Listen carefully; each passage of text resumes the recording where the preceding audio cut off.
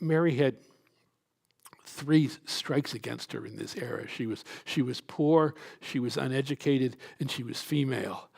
That made it really hard to get a hearing.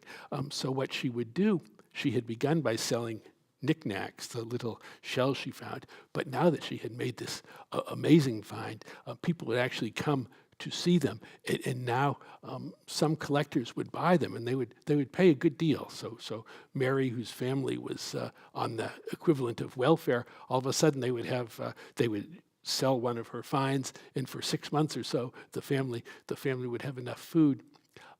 That dolphin skeleton, say, that she had found, would a collector would buy it for a considerable sum and eventually donate it to a museum, which would put his name on it. Never Mary Anning's. It would say a generous bequest of so and so.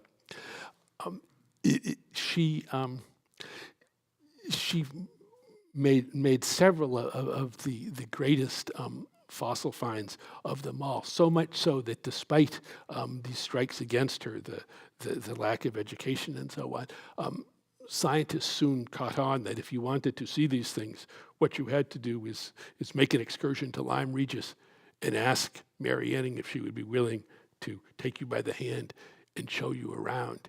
And so now she becomes quite a well-regarded figure, still not so well-regarded that anybody puts her name to it. And she's constantly in money trouble, often finding things, selling them, but the money soon runs out. Today, if you go to the Natural History Museum in London, there on the top floor there's a room for donors, in where the board of the museum meets for special occasions. It's the Mary Anning room. She would never have been allowed in the Mary Anning room, but there's a portrait of her. There's a copy of a letter she wrote to a friend of hers that says, "I found something remarkable. No one has ever seen anything like it." The letter was just put up for auction a few years ago. The letter, not the skeleton she was describing, went for £100,000. But Mary never saw anything like that.